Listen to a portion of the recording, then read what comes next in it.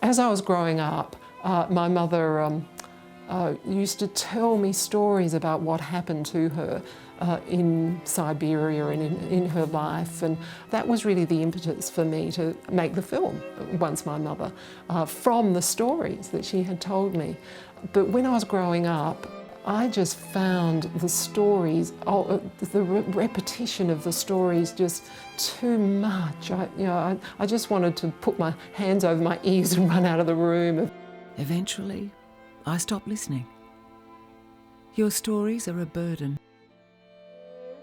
But I think from her point of view, she needed to tell those stories. She needed her life to be acknowledged somehow. And I guess that's what I'm doing in Once My Mother now, that I want to acknowledge her life. And I want to draw attention to the forgotten history that my mother was part of. When we think of the Second World War, what we think of is that the Western powers fought and won this war against Hitler and established democracy in Europe. The fact is that when the war broke out, Hitler and Stalin were both on the same side. And they had already made a pact, even before the war, to divide Poland between them.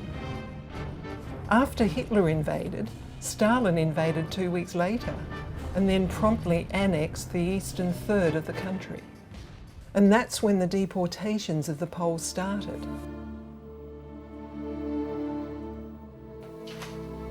It was only when I tried to find where my mother had been sent that I discovered the scale of the deportations myself. There are records that show that on one day alone, 250,000 people were put on trains all over Poland and sent off to the Soviet Union.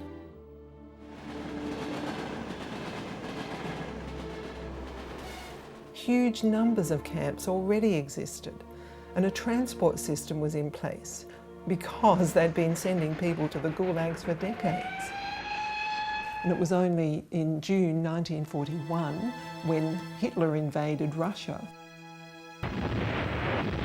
that Stalin changed sides and joined the Allies. And from that point on, he was seen as a good guy, helping the Allies in their fight against Hitler. The Polish government in exile in London saw an opportunity to get the Poles out of Siberia. They persuaded the Allies that there was a potential army of Poles in the Soviet Union that could be used to fight. That's when Stalin agreed to an amnesty to let the Poles out.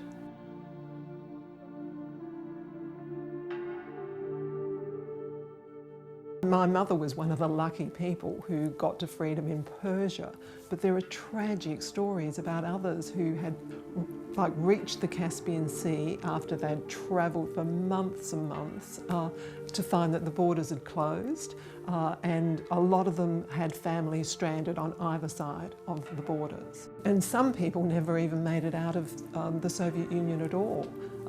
They didn't even hear about the amnesty because they weren't told, because it was really up to the whim of whoever was running the camp to tell them whether they had an amnesty or not. So there are Poles still living in the Soviet Union to this day, generations of them who never left after they'd been deported. Most of the refugees who did get to freedom and survived formed the Polish army. They were very significant in helping the Allies win the war. They fought in so many of the major battles, such as Monte Cassino in Italy, a battle that helped turn the tide against Germany.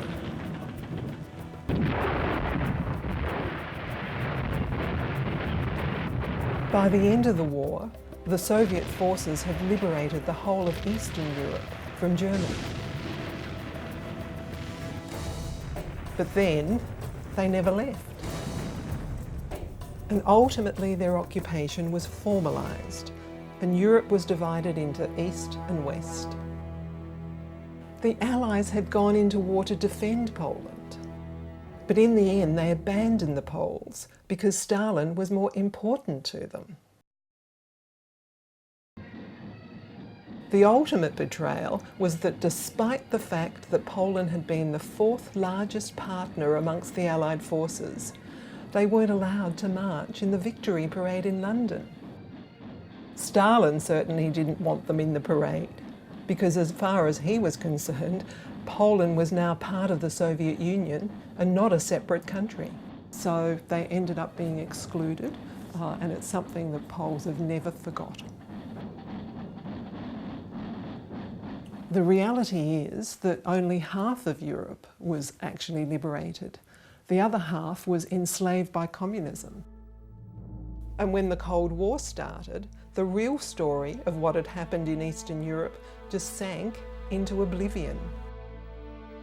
So luckily there have been historians working to have this story more widely known.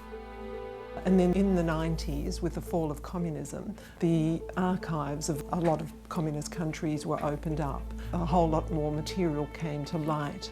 So there is information out there, but you really need to know where to look.